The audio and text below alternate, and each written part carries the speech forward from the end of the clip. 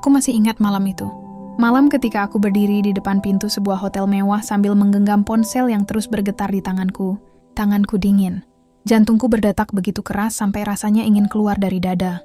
Di layar ponsel, sebuah foto terpampang jelas. Foto suamiku. Suamiku yang selama 10 tahun menikah denganku. Suamiku yang selama ini mengaku sebagai lelaki paling setia. Suamiku yang selama ini selalu berkata bahwa aku adalah satu-satunya wanita dalam hidupnya.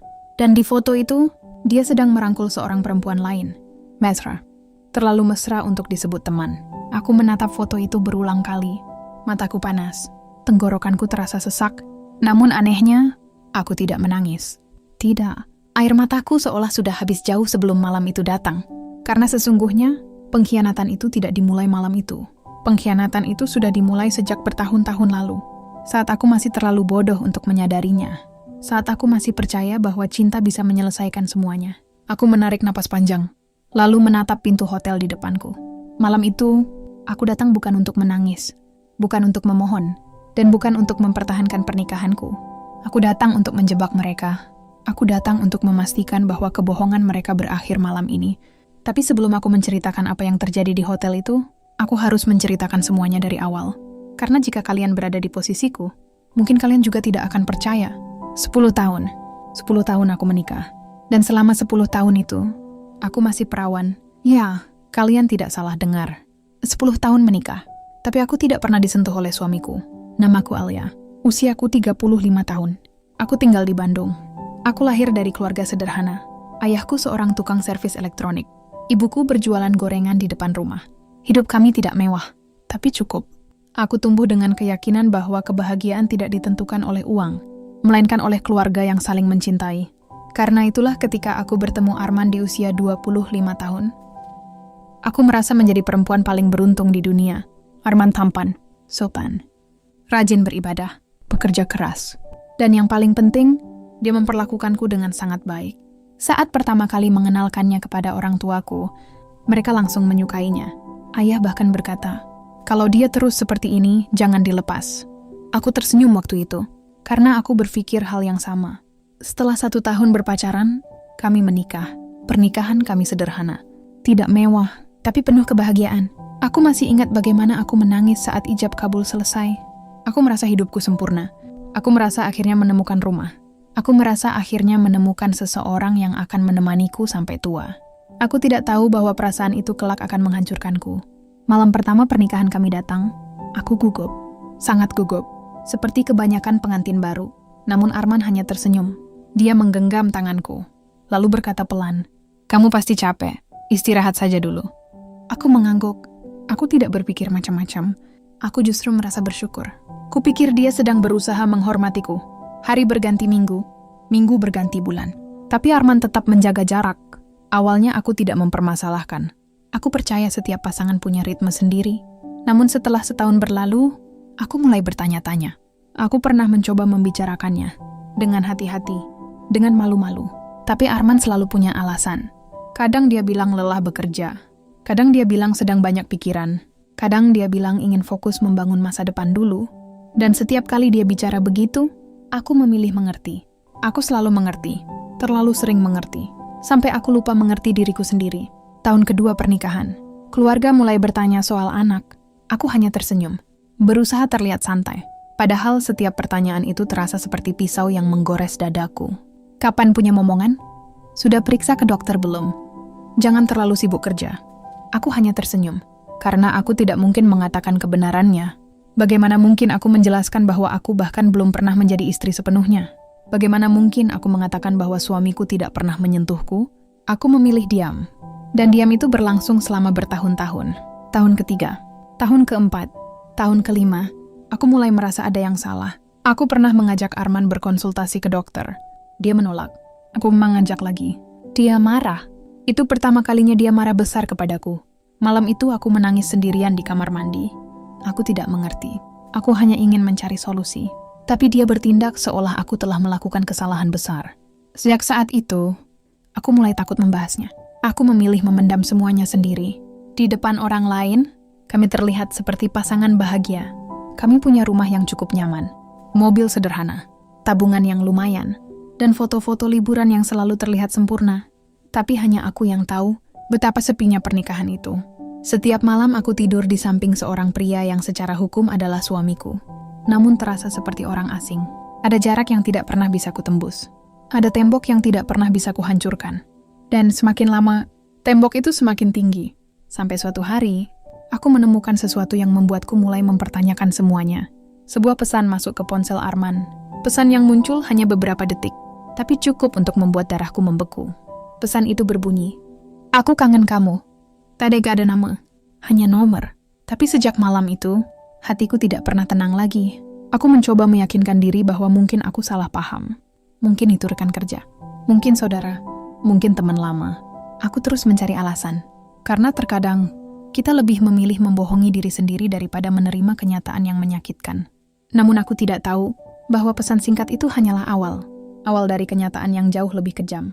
Dan yang akan kutemukan beberapa bulan kemudian, akan menghancurkan seluruh hidup yang selama ini aku bangun. Karena ternyata, lelaki yang selama 10 tahun tidak pernah menyentuh istrinya sendiri, memiliki kehidupan lain yang sama sekali tidak pernah kubayangkan. Dan saat aku mulai mengikuti jejaknya secara diam-diam, aku menemukan sesuatu yang membuat kakiku hampir tidak mampu berdiri. Tapi itu belum seberapa, karena apa yang kulihat setelahnya akan mengubahku dari seorang istri yang sabar menjadi perempuan yang merencanakan balasan paling memalukan dalam hidup suaminya. Sejak melihat pesan singkat itu, hidupku berubah. Aku memang masih menjalani hari-hari seperti biasa, masih memasak sarapan untuk Arman, masih menyiapkan pakaiannya sebelum berangkat kerja, masih tersenyum ketika tetangga bertanya bagaimana kabar rumah tanggaku. Tapi di dalam hati, aku tidak lagi tenang. Pesan itu terus terbayang. "Aku kangen kamu." Hanya 3 kata. Tapi 3 kata itu seperti racun yang perlahan menyebar ke seluruh pikiranku. Awalnya aku berusaha melupakannya. Aku berusaha mempercayai suamiku. Bukankah selama ini aku selalu mempercayainya? Bukankah selama 10 tahun aku selalu memilih percaya dibanding curiga? Namun semakin aku berusaha mengabaikannya, semakin banyak hal yang terasa aneh. Aku mulai memperhatikan kebiasaan Arman. Hal-hal kecil yang dulu tidak pernah kusadari. Dia mulai sering membawa ponselnya ke kamar mandi. Setiap ada pesan masuk, dia langsung mematikan layar. Kadang dia tersenyum sendiri saat membaca sesuatu. Saat kutanya sedang membaca apa, dia langsung mengalihkan pembicaraan. Dulu aku tidak akan memikirkan hal-hal seperti itu. Tapi sekarang, semuanya terasa berbeda. Suatu malam saat kami sedang makan malam berdua, ponselnya bergetar. Arman langsung mengambilnya. Wajahnya berubah sesaat. Lalu dia berdiri. Aku angkat telepon sebentar. Dia berjalan keluar rumah. Aku memperhatikannya dari jendela. Dia berbicara cukup lama, hampir 20 menit. Dan selama itu, senyum yang jarang kulihat darinya muncul begitu saja. Senyum yang bahkan sudah lama tidak pernah dia tunjukkan kepadaku.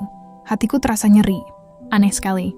10 tahun hidup bersama seseorang, tapi ternyata kita bisa merasa begitu asing. Malam itu aku tidak bisa tidur. Aku menatap langit-langit kamar. Arman sudah terlelap di sampingku. Aku memandangi wajahnya. Wajah yang dulu membuatku jatuh cinta. Wajah yang selama bertahun-tahun selalu kubela ketika orang lain mengkritiknya. Aku bertanya dalam hati, kalau memang ada perempuan lain, kenapa kamu tidak jujur? Pertanyaan itu terus berputar, namun tidak ada jawaban. Yang ada hanya kesunyian, dan kesunyian itu semakin menyakitkan. Beberapa minggu kemudian, sesuatu terjadi. Hari itu hari Sabtu. Aku sedang membersihkan ruang kerja Arman. Biasanya aku tidak pernah membuka laci pribadinya. Aku menghargai privasinya. Tapi entah kenapa, hari itu aku merasa harus melakukannya. Mungkin karena naluriku sebagai seorang istri, atau mungkin karena hatiku sudah terlalu lama memberi peringatan. Tanganku gemetar ketika membuka salah satu laci. Di dalamnya ada beberapa dokumen, pulpen, buku catatan, dan sebuah amplop putih. Aku membuka amplop itu, lalu terdiam. Di dalamnya ada bukti transfer. Jumlahnya tidak kecil. 3 juta rupiah, 4 juta rupiah, 5 juta rupiah. Transfer yang dilakukan hampir setiap bulan kepada satu rekening yang sama. Aku membaca nama penerimanya. Namanya perempuan. Aku belum pernah mendengar nama itu sebelumnya. Jantungku langsung berdetak kencang.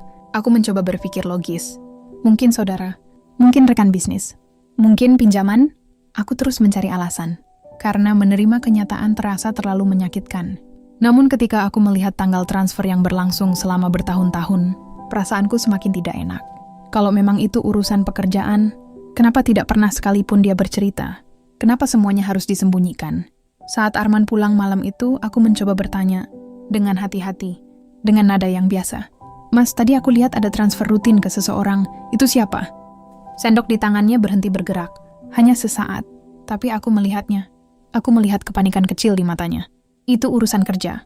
Jawabannya cepat. Terlalu cepat. Kerja apa? Tidak penting. Aku diam. Dia kembali makan. Seolah pembicaraan itu selesai. Namun justru sikap itulah yang membuat kecurigaanku semakin besar. Karena selama ini, Arman selalu menjelaskan apapun kepadaku. Tapi kali ini tidak. Dia menutup rapat semuanya. Sejak saat itu aku mulai memperhatikan lebih serius. Aku tidak lagi menutup mata. Aku tidak lagi memaksa diriku percaya. Aku mulai mencari kebenaran. Pelan-pelan, diam-diam, tanpa sepengetahuan Arman. Aku mencatat jadwalnya. Jam berangkat, jam pulang, alasan lembur, perjalanan dinas, pertemuan kerja, semua. Dan semakin lama aku mengamati, semakin banyak kejanggalan yang muncul. Ada hari-hari ketika dia mengaku lembur. Tapi kantor mengatakan semua karyawan sudah pulang. Ada hari-hari ketika dia mengaku rapat. Padahal tidak ada rapat. Ada hari-hari ketika dia pulang larut malam dengan aroma parfum yang bukan milikku. Parfum perempuan. Aku mengenali aroma itu. Karena selama bertahun-tahun aku bekerja di toko kosmetik, aku tahu perbedaan aroma parfum pria dan wanita. Dan malam itu, aku menangis sendirian di kamar mandi. Bukan karena bukti. Karena sebenarnya aku belum punya bukti apapun. Aku menangis karena mulai sadar, mungkin selama ini aku memang sedang dibohongi. Dan yang paling menyakitkan, aku membiarkan diriku dibohongi selama bertahun-tahun. Aku merasa bodoh, sangat bodoh. 10 tahun. 10 tahun aku bertahan dalam pernikahan yang bahkan tidak berjalan sebagaimana mestinya. 10 tahun aku menyalahkan diriku sendiri. Mengira aku kurang cantik, kurang menarik, kurang baik sebagai istri. Padahal mungkin masalahnya bukan aku. Mungkin selama ini masalahnya adalah dia. Puncaknya terjadi pada suatu sore. Hari itu Arman sedang mandi. Ponselnya tertinggal di meja. Layar menyala. Sebuah notifikasi masuk. Aku tidak sengaja melihatnya. Atau mungkin hatiku memang sudah terlalu lelah untuk berpura-pura tidak melihat. Pesan itu berasal dari nomor yang tidak kusimpan, tapi isi pesannya membuat darahku seperti berhenti mengalir. Aku sudah pesan kamar yang biasa. Aku membeku, tubuhku terasa dingin. Mataku membaca kalimat itu berulang kali. Aku sudah pesan kamar yang biasa. Kamar? Kamar apa? Kamar di mana? Dan yang lebih penting, siapa yang mengirim pesan itu? Saat itu juga aku tahu, aku tidak bisa lagi berdiam diri. Aku harus menemukan jawabannya, apapun risikonya. Karena kalau aku terus menunggu, aku hanya akan menghancurkan diriku sendiri sedikit demi sedikit. Malam itu aku membuat keputusan terbesar dalam hidupku. Keputusan yang akan mengubah semuanya. Aku akan mengikuti Arman. Aku akan mencari tahu siapa perempuan itu. Dan aku akan melihat sendiri apa yang selama ini dia sembunyikan. Malam setelah membaca pesan itu, aku hampir tidak tidur. Mataku memang terpejam. Tapi pikiranku terus berjalan. Aku sudah pesan kamar yang biasa. Kalimat itu terus terngiang-ngiang di kepalaku. Seolah ada seseorang yang terus mengulangnya tanpa henti. Di sampingku, Arman tidur dengan tenang. Napasnya teratur. Wajahnya terlihat damai. Dan itulah yang membuat hatiku semakin sakit. Bagaimana mungkin seseorang bisa tidur setenang itu setelah menyimpan begitu banyak kebohongan? Aku memandangi langit-langit kamar hingga menjelang subuh. Lalu aku mengambil keputusan. Aku tidak akan menangis lagi. Setidaknya tidak sekarang. Aku harus mencari kebenaran. Kebenaran yang selama ini sengaja disembunyikan dariku. 2 hari kemudian kesempatan itu datang. Pagi itu Arman terlihat berbeda. Dia mengenakan kemeja terbaiknya. Parfum yang biasanya hanya dipakai saat acara penting. Bahkan rambutnya ditata lebih rapi dari biasanya. Saat sarapan, dia terlihat terburu-buru. "Ada meeting besar?" tanyaku santai. "Iya." Jawabannya singkat. "Seharian?" "Mungkin sampai malam." Aku hanya mengangguk. Padahal dalam hati aku sudah siap. Aku sudah meminta izin cuti sehari dari pekerjaanku. Aku sudah menyiapkan semua yang kubutuhkan. Dan yang terpenting, aku sudah siap melihat kenyataan seburuk apapun itu. Setelah Arman berangkat, aku menunggu sekitar 15 menit. Lalu aku keluar rumah. Tanganku berkeringat sepanjang perjalanan. Motor yang kukendarai terasa lebih berat dari biasanya. Jantungku berdebar kencang. Ada bagian dalam diriku yang berharap aku salah. Aku sungguh berharap semua ini hanya kesalahpahaman. Namun jauh di dalam hati, aku mulai tahu jawabannya. Aku mengikuti mobil Arman dari kejauhan. Berhati-hati agar tidak ketahuan. Mobil itu memang sempat menuju kawasan perkantoran. Tapi hanya sebentar. Sekitar 30 menit kemudian, mobilnya keluar lagi. Bukan menuju tempat rapat, bukan menuju lokasi proyek, bukan menuju kantor klien, melainkan ke sebuah kawasan hotel dan apartemen mewah. Saat itu perutku terasa mual. Aku masih mencoba mencari alasan. Mungkin bertemu rekan bisnis, mungkin ada seminar, mungkin ada acara perusahaan. Tapi semua alasan itu mulai runtuh ketika mobilnya berhenti di depan sebuah hotel. Aku melihat Arman turun. Dia tidak masuk. Dia berdiri di dekat lobi, seolah sedang menunggu seseorang. Dan beberapa menit kemudian, seorang perempuan datang. Perempuan itu mengenakan gaun sederhana berwarna krem. Rambutnya panjang, tubuhnya tinggi, wajahnya tertutup masker. Namun saat perempuan itu mendekat dan memeluk Arman, dadaku seperti ditusuk sesuatu yang tajam. Arman membalas pelukan itu. Bukan pelukan biasa. Bukan pelukan teman. Bukan pelukan saudara. Aku tahu perbedaan keduanya. Aku melihat dengan mata kepalaku sendiri bagaimana lelaki yang tidak pernah memelukku dengan hangat selama bertahun-tahun memeluk perempuan itu seolah dia adalah seluruh dunianya. Air mataku langsung jatuh. Aku mencoba menahannya. Tapi gagal. Tanganku gemetar hebat. Aku merasa ingin berteriak. Ingin berlari menghampiri mereka. Ingin menampar Arman saat itu juga. Namun aku menahan diri. Belum sekarang. Aku harus tahu semuanya. Mereka berjalan masuk ke hotel. Aku mengikuti dari kejauhan.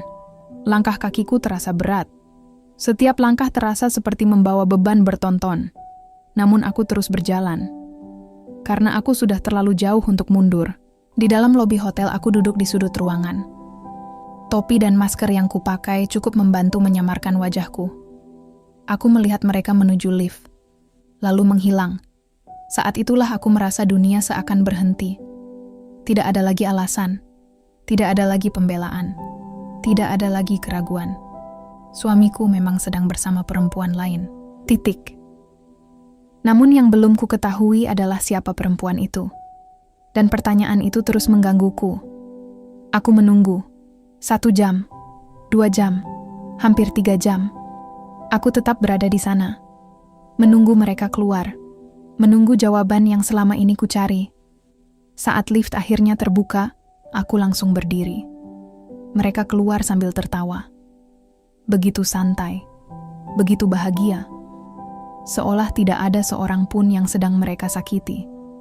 Perempuan itu melepas maskernya sebentar. Dan saat itulah aku melihat wajahnya dengan jelas. Dunia seakan berhenti berputar. Napas di dadaku hilang. Kakiku hampir tidak mampu berdiri. Karena aku mengenalnya. Aku mengenalnya dengan sangat baik. Namanya Rina. Sepupuku sendiri. Orang yang sering datang ke rumah. Orang yang beberapa kali makan bersama kami. Orang yang pernah menangis di pelukanku saat putus dari pacarnya. Orang yang selama ini kupanggil keluarga. Aku hampir jatuh saat itu. Kepalaku terasa berputar. Aku tidak bisa berpikir. Semuanya terasa tidak nyata. Dari sekian banyak perempuan di dunia, kenapa harus dia? Kenapa harus seseorang yang begitu dekat denganku? Aku teringat semua momen ketika Rina datang ke rumah. Semua senyumnya, semua sapanya, semua pelukannya. Dan sekarang semua itu terasa palsu. Aku mulai mengingat sesuatu. Hal-hal kecil yang dulu tidak pernah kuanggap penting. Rina sering tahu jadwal Arman. Rina sering tahu kapan Arman sedang keluar kota. Rina sering membela Arman ketika aku mengeluh soal rumah tangga kami. Saat itu semuanya terasa wajar. Tapi sekarang, potongan-potongan itu mulai menyatu dan membentuk kenyataan yang sangat mengerikan. Aku duduk kembali, tubuhku gemetar. Aku menangis tanpa suara. Bukan karena kehilangan suami, tapi karena kehilangan kepercayaan. Dikhianati satu orang saja sudah menyakitkan. Tapi dikhianati oleh 2 orang yang paling kau percaya sekaligus. Rasanya seperti dihancurkan dari dua arah. Aku pulang sore itu dengan keadaan kosong. Benar-benar kosong. Aku bahkan tidak ingat bagaimana perjalanan pulangku lalui.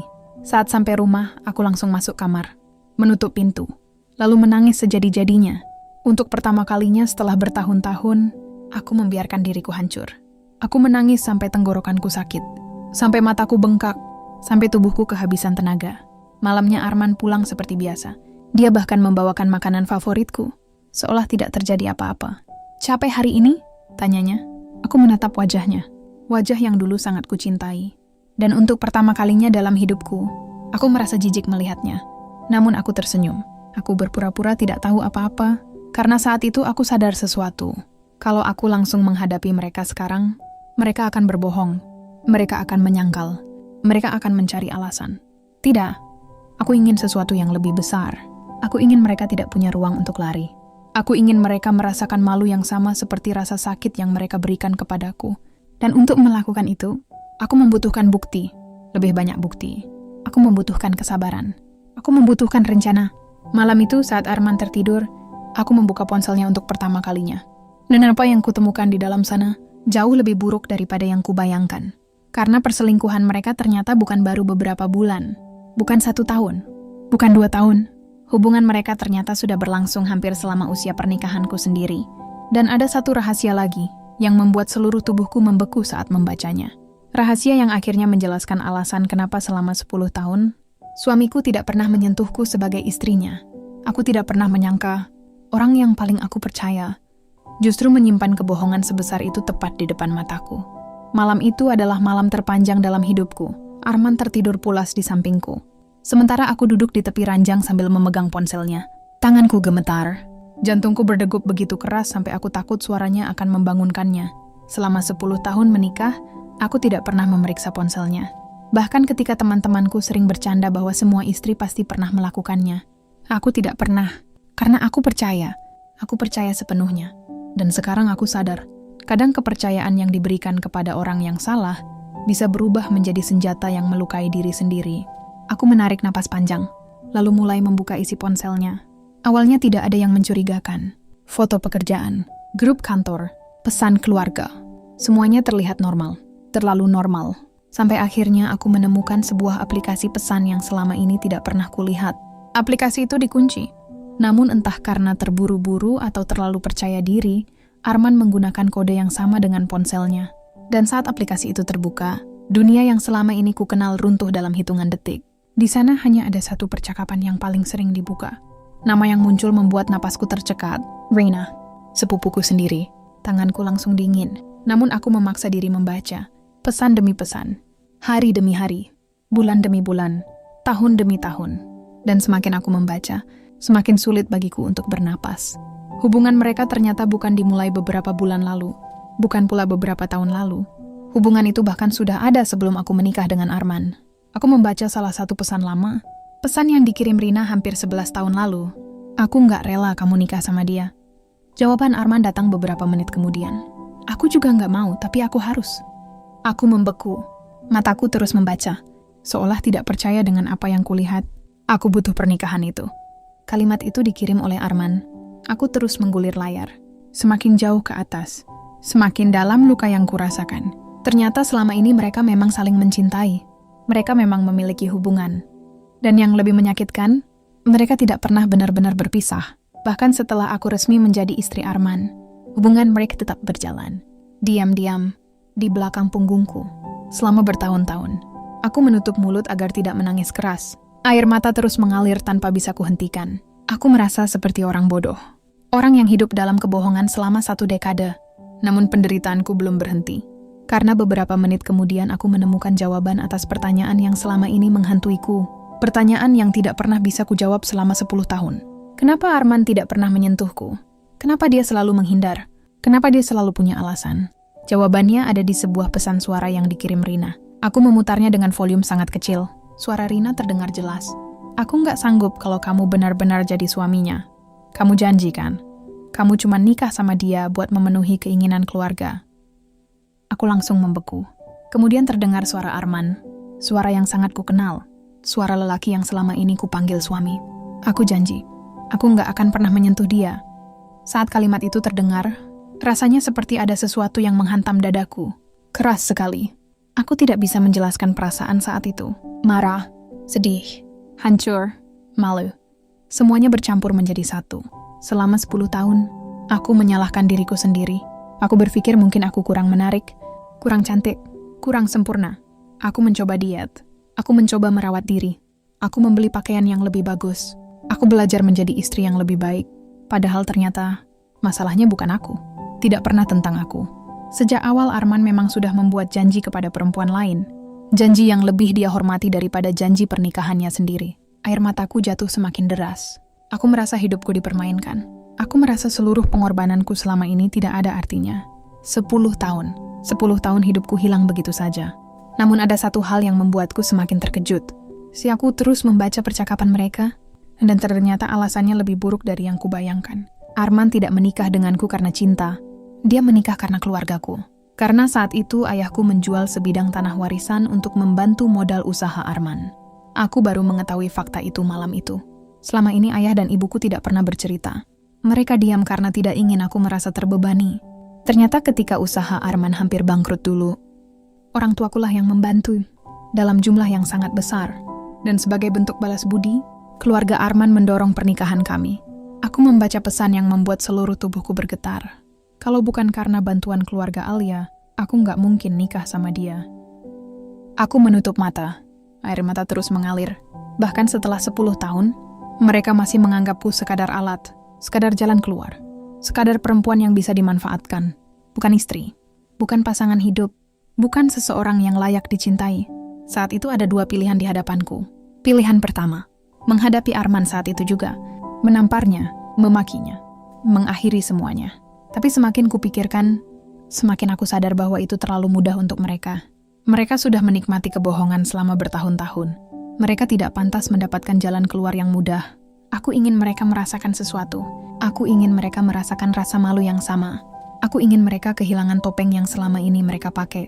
Dan sejak malam itu, aku mulai menyusun rencana. Perlahan, diam-diam, tanpa sepengetahuan siapapun. Aku mulai menyimpan bukti. Semua bukti. Screenshot percakapan, foto-foto, rekaman, bukti transfer, lokasi hotel. Semuanya kusimpan dalam folder khusus. Hari demi hari aku mengumpulkannya. Aku tersenyum seperti biasa di depan mereka. Aku tetap menjadi Alia yang lembut. Alia yang sabar. Alia yang terlihat tidak tahu apa-apa. Padahal di balik senyum itu, aku sedang mempersiapkan sesuatu. Sesuatu yang akan mengubah hidup mereka selamanya. Sekitar 1 bulan kemudian, kesempatan itu datang. Aku melihat pesan baru masuk ke ponsel Arman. Kali ini aku sudah mengetahui caranya. Dan isi pesan itu membuatku langsung tersenyum untuk pertama kalinya setelah sekian lama. Pesan dari Rina berbunyi, "Jumat depan ya. Hotel yang biasa, aku udah kangen." Aku membaca pesan itu berulang kali. Lalu menatap kalender. Hari Jumat, hotel yang biasa, tempat yang sama. Tempat mereka merasa aman. Tempat mereka berpikir tidak akan pernah ketahuan. Mereka tidak tahu bahwa kali ini berbeda. Karena aku sudah siap, sangat siap. Aku mulai menghubungi beberapa orang yang selama ini juga dibohongi oleh mereka. Dan satu persatu potongan rencanaku mulai terbentuk. Semakin sempurna, semakin sulit mereka hindari.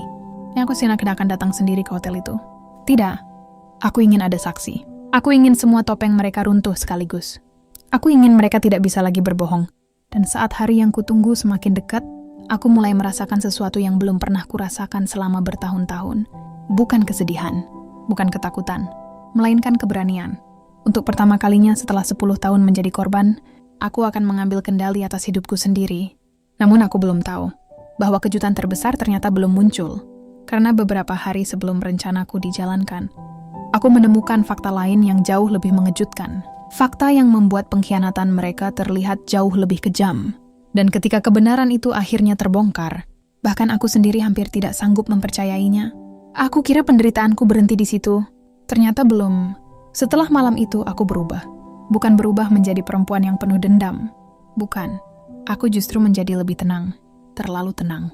Dan seringkali, ketenangan seseorang yang sudah terlalu lama disakiti jauh lebih berbahaya daripada kemarahan yang meledak-ledak.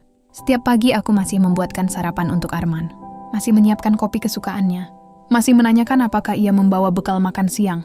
Di matanya aku tetap Alia yang sama. Istri yang penurut, istri yang sabar. istri yang tidak pernah curiga. Padahal kenyataannya, aku sedang menghitung hari menuju kehancuran semua kebohongannya. Aku terus mengumpulkan bukti. Semakin dalam aku mencari, semakin banyak kenyataan pahit yang kutemukan. Dan salah satu penemuan itu hampir membuatku kehilangan kendali. Semua bermula ketika aku membuka kembali dokumen-dokumen lama di rumah. Aku ingin memastikan sesuatu. Karena ada satu hal yang terus menggangguku sejak membaca percakapan Arman dan Rina. Kalimat tentang bantuan keluargaku. Kalimat yang selama ini tidak pernah ku ketahui. Aku mulai mencari berkas lama. Dokumen usaha, berkas pinjaman, surat-surat yang disimpan ayah sebelum beliau meninggal. Dan disitulah aku menemukan jawabannya. Tanganku gemetar saat membaca satu demi satu dokumen itu. Ayahku ternyata tidak sekadar membantu Arman. Ayahku mempertaruhkan hampir seluruh tabungan hidupnya. Sebidang tanah warisan yang dijual saat itu bernilai sangat besar. Uang hasil penjualan itu digunakan untuk menyelamatkan usaha Arman yang hampir bangkrut. Aku terduduk di lantai. Mataku panas. Ayahku bekerja keras seumur hidup. Menabung sedikit demi sedikit. Mengorbankan banyak hal. Dan semua itu diberikan demi masa depanku. Demi memastikan aku hidup bahagia setelah menikah. Tapi apa yang dilakukan Arman? Dia menerima bantuan itu. Menikah denganku. Lalu mengkhianatiku selama 10 tahun. Rasa sakit yang kurasakan saat itu sulit dijelaskan. Aku tidak hanya merasa dikhianati sebagai istri. Aku merasa keluargaku juga telah dihina. Pengorbanan ayahku diperlakukan seperti sesuatu yang tidak berarti. Namun ternyata masih ada kejutan lain. Beberapa hari kemudian, aku bertemu dengan seseorang yang tanpa sengaja membuka tabir baru. Namanya Pak Hendra, teman lama ayahku. Beliau datang ke rumah karena sedang berada di daerah kami. Saat mengobrol santai, beliau tiba-tiba bertanya, "Usaha Arman sekarang maju ya?" Aku mengangguk. "Alhamdulillah." Beliau tersenyum. "Lumayan juga. Dulu waktu ayahmu bantu modal, saya kira usaha itu nggak akan bertahan." Aku langsung terdiam. Aku mencoba bertanya hati-hati. "Maksudnya bagaimana, Pak?" Pak Hendra terlihat bingung. Seolah baru sadar bahwa aku mungkin tidak mengetahui sesuatu. "Ayahmu nggak pernah cerita?" Aku menggeleng. Beliau terlihat ragu. Namun akhirnya berkata pelan, "Dulu ayahmu sebenarnya bukan cuma bantu modal." Aku langsung fokus mendengarkan. "Sebagian saham usaha awal itu juga atas nama keluarga kalian." Darahku seperti berhenti mengalir. "Apa?" Pak Hendra mengangguk. "Saya ingat betul. Karena saya ikut membantu proses administrasinya. Aku hampir tidak bisa bernapas." "Saham? Keluargaku memiliki saham? Kenapa aku tidak pernah tahu? Kenapa tidak pernah ada yang membicarakannya?" Malam itu aku langsung mencari semua dokumen yang tersisa. Dan setelah berjam-jam mencari, aku menemukan fakta yang membuatku semakin marah. Pak Hendra benar. Memang pernah ada kepemilikan yang melibatkan keluargaku. Namun beberapa tahun setelah pernikahan, dokumen itu telah diubah. Dan nama keluargaku perlahan menghilang dari berbagai catatan. Aku tidak langsung menyimpulkan apapun. Tapi satu hal menjadi jelas. Selama ini ada banyak hal yang disembunyikan dariku. Jauh lebih banyak daripada yang kubayangkan. Hari-hari berikutnya kuhabiskan untuk mempersiapkan semuanya. Aku mulai menghubungi orang-orang tertentu. Bukan untuk membalas dendam secara membabi buta, melainkan untuk memastikan kebenaran tidak bisa lagi disembunyikan. Aku berbicara dengan seorang pengacara. Aku berkonsultasi secara diam-diam. Aku menunjukkan sebagian bukti. Dan untuk pertama kalinya setelah berbulan-bulan merasa sendirian, aku merasa memiliki pegangan. Jangan terburu-buru mengambil keputusan emosional. Itu nasihat pengacara tersebut. Kumpulkan semua bukti yang diperlukan. Pastikan semuanya jelas. Aku mengikuti saran itu. Aku tidak ingin melakukan kesalahan. Aku tidak ingin memberi kesempatan kepada Arman dan Rina untuk memutarbalikkan cerita. Karena aku mulai mengenal mereka. Orang yang sanggup berbohong selama 10 tahun tentu sanggup melakukan banyak hal untuk menyelamatkan diri. Lalu tibalah minggu yang kutunggu. Minggu ketika pesan tentang hotel kembali muncul. Hotel yang biasa, tempat favorit mereka. Tempat yang selama ini menjadi saksi kebohongan. Aku mulai menyusun rencana secara rinci. Hari, jam, siapa yang akan hadir? Apa yang harus dilakukan? Semuanya kupikirkan berulang kali. Aku tidak ingin ada kesalahan sedikit pun. Malam sebelum hari itu tiba, Arman terlihat sangat santai. Bahkan ia sempat mengajakku makan malam. Lucunya, dulu aku akan merasa bahagia. Aku akan menganggap itu perhatian. Namun sekarang, aku hanya melihat seorang pria yang sedang memainkan peran. Saat makan malam, ia bahkan sempat menggenggam tanganku. "Aku beruntung punya kamu." Kalimat itu membuatku hampir tertawa. Beruntung? Bagaimana mungkin seseorang bisa mengucapkan kalimat seperti itu setelah mengkhianati pasangannya selama bertahun-tahun? Aku hanya tersenyum. Dan dalam hati aku berkata, "Besok kamu akan tahu siapa yang sebenarnya beruntung." Hari Jumat akhirnya tiba. Pagi itu aku bangun lebih awal. Anehnya aku tidak menangis. Aku juga tidak gugup seperti yang kubayangkan. Aku justru merasa sangat tenang. Mungkin karena akhirnya semua ini akan berakhir. Mungkin karena aku sudah terlalu lelah untuk merasa takut. Arman berangkat sekitar pukul 10 pagi. Alasannya sama seperti biasanya. Meeting, pertemuan klien, pekerjaan penting, kebohongan yang sudah terlalu sering ia ulang. Setelah mobilnya meninggalkan rumah, aku duduk beberapa menit sendirian. Aku memandangi foto pernikahan kami yang masih tergantung di ruang tamu. Foto dua orang yang terlihat bahagia. Foto yang sekarang terasa seperti kebohongan besar. Aku berjalan mendekat, lalu melepaskan bingkai itu dari dinding.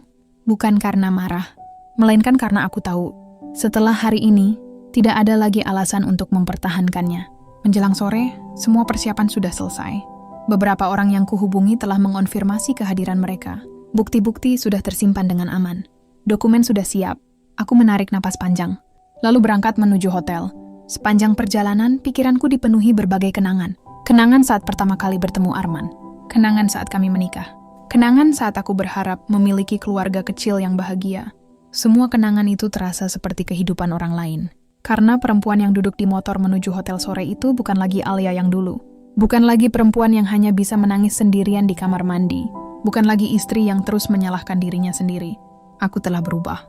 Dan perubahan itu lahir dari rasa sakit yang terlalu lama kupendam. Saat gedung hotel mulai terlihat dari kejauhan, aku menggenggam ponselku erat-erat. Karena aku tahu, beberapa menit lagi hidup seseorang akan berubah selamanya. Namun bahkan saat itu, aku belum mengetahui satu fakta terakhir. Fakta yang baru akan terungkap ketika pintu kamar hotel itu dibuka. Fakta yang membuat semua orang yang hadir tercengang. Dan fakta itu akan menjadi pukulan paling telak bagi Arman dan Rina. Karena ternyata selama ini, mereka bukan satu-satunya orang yang menyimpan rahasia. Sore itu langit mulai gelap ketika aku tiba di hotel. Gedung yang beberapa bulan lalu menjadi awal kehancuran hidupku kini berdiri tepat di depanku. Aku memandangi bangunannya beberapa detik. Dulu aku datang ke tempat ini dengan hati yang hancur. Hari ini aku datang dengan tujuan yang berbeda. Hari ini aku datang untuk mengakhiri semuanya. Tanganku memang masih dingin. Jantungku masih berdebar. Tapi bukan karena takut. Melainkan karena aku tahu, setelah malam ini tidak akan ada jalan kembali. Aku melangkah masuk ke lobi. Beberapa orang yang telah kuhubungi sebelumnya sudah berada di sana. Pengacaraku, 2 orang saksi yang bisa dipercaya, dan 1 orang yang keberadaannya sangat penting. Orang itu adalah Pak Hendra, teman lama ayahku.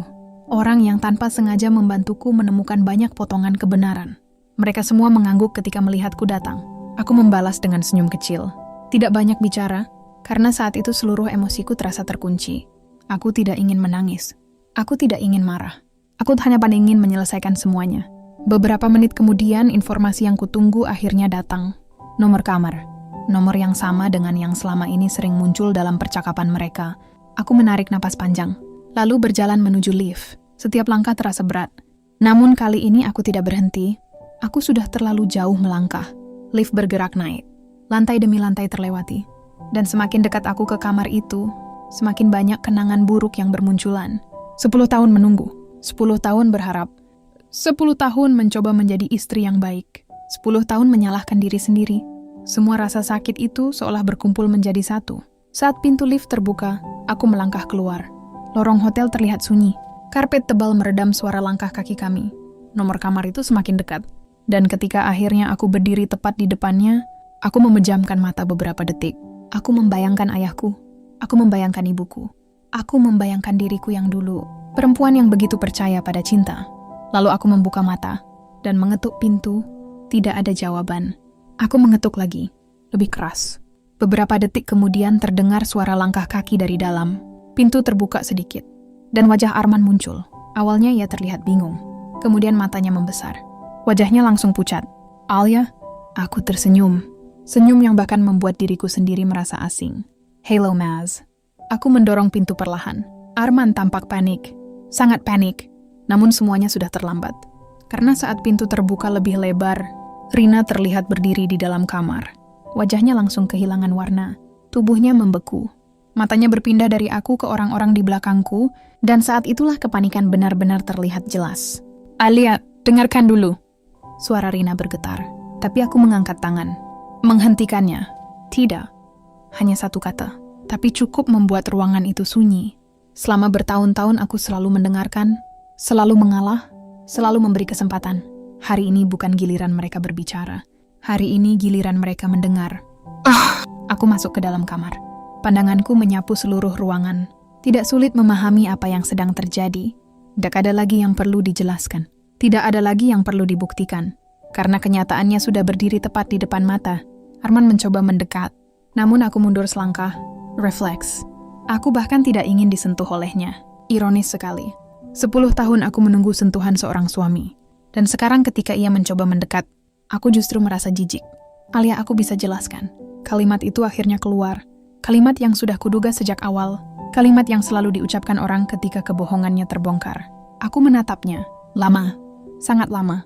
Lalu aku tertawa kecil. Bukan karena lucu. Melainkan karena sedih. 10 tahun, Mas. Suasana langsung hening. 10 tahun aku menunggu penjelasan. Arman menunduk. Aku melanjutkan. 10 tahun aku menyalahkan diriku sendiri. Air mataku mulai turun. Namun suaraku tetap tenang. 10 tahun aku berpikir ada yang salah denganku. Rina mulai menangis. Tapi kali ini aku tidak peduli. Karena selama bertahun-tahun, tidak ada satupun dari mereka yang peduli pada air mataku. Lalu aku mengeluarkan ponsel. Aku membuka folder yang selama berbulan-bulan kusimpan. Screenshot, percakapan, transfer uang, foto-foto, semua bukti. Aku meletakkannya di meja, satu persatu. Tidak ada yang bisa membantah. Tidak ada yang bisa mengelak. Wajah Arman semakin pucat. Sementara Rina terus menangis. Namun yang terjadi setelah itu benar-benar di luar dugaan. Pak Hendra maju selangkah. Beliau menatap Arman tajam. Lalu mengeluarkan sebuah map. Map yang selama ini kusimpan sebagai cadangan. Map yang berisi dokumen-dokumen lama. Dokumen yang berkaitan dengan usaha Arman. Dokumen yang selama ini tidak pernah ku ketahui. Saat map itu dibuka, wajah Arman langsung berubah. Kali ini bukan panik, melainkan ketakutan. Ketakutan yang nyata. Aku langsung menyadarinya. Ada sesuatu yang jauh lebih besar. Pak Hendra berbicara perlahan. Selama ini kamu pikir tidak ada yang tahu? Arman langsung diam. Kamu pikir semua dokumen lama sudah hilang? Ruangan menjadi semakin sunyi. Aku mulai merasakan firasat aneh. Firasat bahwa ada sesuatu yang bahkan belum ku ketahui. Kemudian Pak Hendra menoleh kepadaku. Alia, ada satu hal yang belum sempat saya ceritakan. Aku menatap beliau. Jantungku kembali berdetak cepat. Ayahmu sebenarnya menyimpan salinan semua dokumen. Aku langsung terdiam. Termasuk dokumen yang menunjukkan bahwa sebagian kepemilikan usaha itu memang berasal dari dana keluargamu. Aku membeku, sementara wajah Arman berubah semakin pucat. Lalu kalimat berikutnya keluar. Kalimat yang membuat seluruh ruangan seakan berhenti bernapas. Secara hukum, keluargamu masih memiliki hak yang belum pernah diselesaikan. Rina langsung menatap Arman. Arman menunduk, tidak berani melihat siapapun. Dan saat itulah aku akhirnya mengerti. Selama ini mereka bukan hanya menyembunyikan perselingkuhan. Mereka juga menyembunyikan urusan yang berkaitan dengan hak keluargaku. Sesuatu yang seharusnya dibicarakan sejak lama. Namun sengaja tidak pernah disampaikan. Aku menatap Arman. Lama sekali. Dan untuk pertama kalinya, aku tidak merasa sedih. Aku juga tidak merasa marah. Yang kurasakan hanyalah kelelahan. Kelelahan yang sangat dalam. Karena akhirnya aku sadar. Aku tidak sedang kehilangan seseorang yang mencintaiku. Aku tidak sedang kehilangan rumah tangga yang bahagia. Semua itu bahkan mungkin tidak pernah ada. Yang hilang hanyalah ilusi yang selama ini kupertahankan. Dan anehnya, kesadaran itu justru membuatku merasa bebas. Sangat bebas. Aku menarik napas panjang. Lalu berkata pelan, mulai malam ini aku selesai. Tidak ada teriakan, tidak ada makian, tidak ada drama. Hanya satu kalimat sederhana. Tapi kalimat itu terasa seperti pintu yang akhirnya tertutup. Pintu menuju 10 tahun penderitaan. Namun saat aku berbalik meninggalkan kamar itu, aku belum tahu bahwa beberapa hari kemudian akan terjadi sesuatu yang membuat Arman dan Rina menerima konsekuensi yang tidak pernah mereka bayangkan. Dan saat kabar itu sampai ke telingaku, aku hanya bisa terdiam. Karena karma ternyata datang dengan cara yang jauh lebih telak daripada semua rencana yang pernah kubuat. Setelah keluar dari hotel malam itu, aku tidak langsung pulang. Aku duduk sendirian di dalam mobil milik pengacaraku yang mengantarku. Lampu-lampu kota terlihat samar karena mataku dipenuhi air mata. Anehnya, aku tidak menangis karena sedih. Aku menangis karena lega. Untuk pertama kalinya setelah bertahun-tahun, aku tidak lagi harus berpura-pura. Tidak lagi harus tersenyum saat hatiku hancur. Tidak lagi harus berpikir bahwa semua kesalahan ada pada diriku. Aku hanya duduk diam, memandangi jalanan, membiarkan seluruh beban yang selama ini kupikul perlahan jatuh satu persatu. Malam itu aku pulang ke rumah yang selama ini kutempati bersama Arman. Rumah yang dulu kuanggap sebagai tempat paling aman, namun sekarang terasa asing. Aku masuk ke kamar, melihat ranjang yang selama 10 tahun menjadi saksi kesepianku. Lalu aku duduk di tepinya. Tidak ada Arman, tidak ada suara televisi, tidak ada kebohongan, hanya aku. Dan untuk pertama kalinya, kesendirian itu terasa jauh lebih nyaman daripada kebersamaan yang penuh kepalsuan. Keesokan harinya, teleponku tidak berhenti berdering. Arman menelepon berkali-kali, puluhan kali. Pesan masuk terus berdatangan. Ada yang meminta maaf, ada yang memohon kesempatan, ada yang mengatakan bahwa semuanya bisa dijelaskan. Namun aku tidak menjawab satupun. Bukan karena benci. Aku hanya sudah lelah. Sangat lelah. Kadang ada luka yang terlalu dalam untuk disembuhkan dengan kata maaf. Dan apa yang dilakukan Arman selama 10 tahun bukanlah kesalahan sesaat. Itu adalah pilihan. Pilihan yang dia ambil setiap hari. Berbohong setiap hari. Menyembunyikan sesuatu setiap hari. Mengkhianatiku setiap hari. Dan aku tidak lagi memiliki kewajiban untuk mendengarkan alasan-alasannya. Beberapa hari kemudian, keluarga besar mulai mengetahui semuanya. Awalnya aku tidak berniat membuka aib siapapun. Namun kenyataan memiliki caranya sendiri untuk keluar ke permukaan. Orang tua Rina mengetahui hubungan mereka.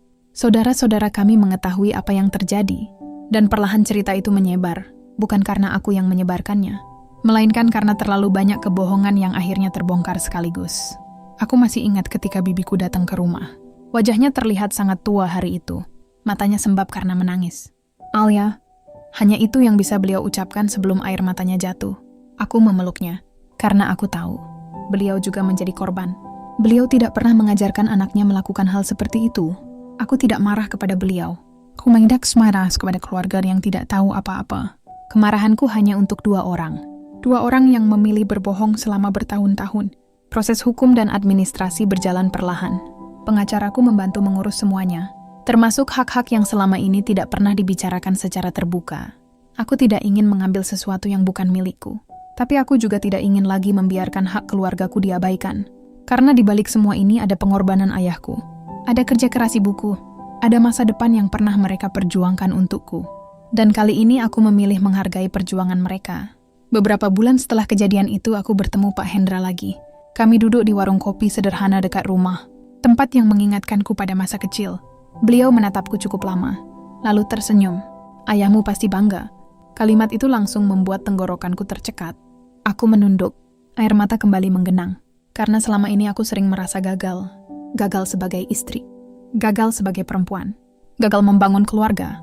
Namun setelah semua yang terjadi, aku mulai memahami sesuatu. Keberhasilan seseorang tidak ditentukan oleh apakah pernikahannya bertahan. Kadang keberhasilan justru datang ketika seseorang berani keluar dari hubungan yang menghancurkannya. Dan untuk pertama kalinya, aku merasa ayahku mungkin memang akan bangga. Bukan karena aku menang, bukan karena aku membalas, tetapi karena aku akhirnya berani membela diriku sendiri. Waktu terus berjalan. 6 bulan berlalu, lalu 1 tahun. Hidupku perlahan berubah. Aku pindah ke rumah yang lebih sederhana, tidak besar, tidak mewah, tapi damai, sangat damai. Aku mulai menata hidupku dari awal. Aku kembali bekerja dengan lebih fokus. Aku kembali bertemu teman-teman yang dulu sempat kujauhi. Aku kembali tertawa. Hal sederhana yang ternyata sudah lama hilang dari hidupku. Kadang aku masih menangis saat mengingat masa lalu. Aku manusia biasa. Luka 10 tahun tidak mungkin hilang dalam semalam. Namun rasa sakit itu tidak lagi mengendalikan hidupku. Ia hanya menjadi bagian dari cerita yang pernah kulewati. Bukan penjara tempat aku harus tinggal selamanya. Suatu sore, saat membersihkan lemari lama, aku menemukan album foto pernikahanku. Album yang dulu tidak sanggup kulihat. Aku duduk di ruang tamu, membuka halaman demi halaman, melihat wajahku yang tersenyum bahagia 10 tahun lalu. Melihat perempuan yang penuh harapan itu. Dan tiba-tiba aku menangis. Bukan karena merindukan Arman. Bukan. Aku menangis karena kasihan pada diriku yang dulu. Perempuan yang begitu tulus mencintai. Perempuan yang rela memberikan seluruh hatinya. Perempuan yang terus menyalahkan dirinya sendiri ketika tidak dicintai kembali. Aku menyentuh foto itu perlahan. Lalu berkata pelan, "Maaf ya. Maaf karena selama bertahun-tahun aku membiarkanmu menderita. Maaf karena aku terus menyalahkanmu atas kesalahan orang lain. Maaf karena aku lupa bahwa kamu juga pantas dicintai." Air mataku jatuh. Namun kali ini berbeda. Air mata itu terasa seperti perpisahan.